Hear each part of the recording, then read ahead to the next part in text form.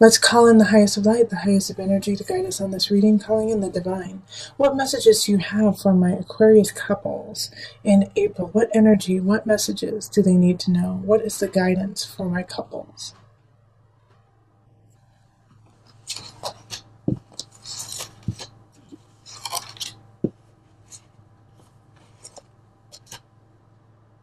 Yep, that's it. First, should I pick one of these? Yep, okay. Now, I'm also telling all of the signs too that your cards and the amount of cards that I pick will differ with other signs. This way I can stay organic and true to your reading and not do it under like a specific way that may not speak to you. So, Justice reversed. We have King of Staffs, Two of Pentacles, Queen of Swords reversed, Six of Cups, Ace of Cups, Four of Cups, and then the Two of Staffs. Okay. And that's in reverse. Four of Cups is in reverse. Two of Staffs is in reversed.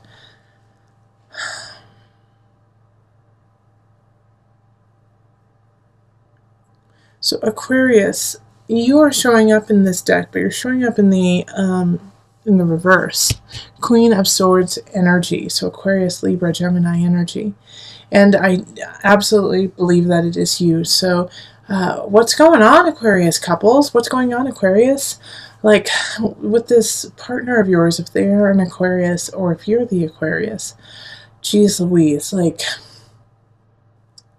I just feel like there's depression surrounding them. There's something going on where they just feel really uneasy about their life. Not saying that it's going bad. It's just they feel down. Like the Two of Pentacles and then the Four of Cups in reverse. Both of them, it's like, you just can't see the beauty in life. It's like it's a little just out of grasps, and like it's hard to see the future. It's hard to see what's going on. Even though like this Ace of Cups is here, Six of Cups is here, this is beauty. So this is a new beginning. It's a new emotional beginning. But in order to get there, this, it's like you have to push through. You have to push through this pain. And you know what? Like the King of Staffs is on the other side. So some of you guys are definitely married, connected to a fire sign, Leo, Sagittarius, Aries energy, and they don't see your sadness. They don't see the depression of the Aquarian person. They're like, nope, it's going to be just fine.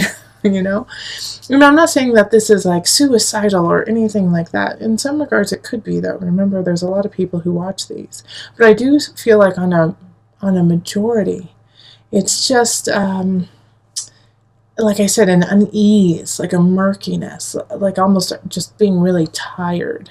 And so the King of Staffs, this partner, is being so optimistic and positive, like, no, we can do it. Remember, I know who you were. I know how you act. I know where you've come from. And so they're basing what's happening right now on things that happened 20 years ago, 10 years ago, and it's no longer who this Aquarius person is. So with the Ace of Cups, it's, this beginning has to happen once the connection is opened, all right? Because the King of Staffs is actually trying to work on, keeping the house together, keeping all of the finances together, making sure everything is running smoothly, while the Aquarius person is just, kind of struggling this month, and so needs some extra guidance, help, and love. But the other person in the relationship just doesn't have it to give because they're taking care of everything else. And so in order to meet here at this Ace of Cups energy, both parties have to ease up a little bit, have to give a little bit more focus to each other. So if you are the Aquarius, you have to reach out and say, hey, my King of Staffs, I need you. I'm struggling over here, and I know I'll get out of it, but I'd like to get out of it quicker with your help. And then if you are, on this side and you're the King of Staffs and you've got that energy, the housework will happen. All of that will happen, and it won't even matter if you don't have a partner. So check in with your partner and ask them truly, hey, what's going on? You seem a little off. Let's go. Let's go on a walk. Let's go outside. Let's go get ice cream, and engage them again so that you can help them through this murky time. Okay, so we're going to pull some universal love cards.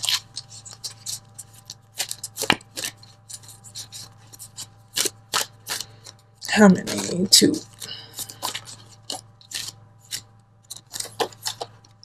So, golden memories. That's lovely. It's really connected to the 6 of Cups that was pulled. And golden path. How funny. Both of them are golden. Golden, golden. All right. So this is, your partnership is golden. You are connected. And so, like how one of the fire sign, or the person who has kind of fire energy, they get up and go, is pulling things from the past, saying, yes, remember when we did this? Remember when we did that? Remember this? And it's almost irritating the Aquarian. It's almost irritating them to the point, like, that's not who I am. Let it go. Stop it. But what they're trying to do is remind you of the connection. And that connection is always. It's not just in the memories of the past. It's just so happens that, this fire sign, or the person who has a lot of fire energy, is thinking that this is the best way to pull the Aquarian out of the funk. When the truth is, a golden path is just to walk it together, and to allow each other a little bit of space and malleability to maneuver in a new way. In fact, I really want to, the golden memories we're all good on, but the golden path I do want to read from the book for you. Golden path. Continue your current course of action, even if you are experiencing unforeseen difficulties and obstacles. This card has shown up in your reading today to encourage you to keep going.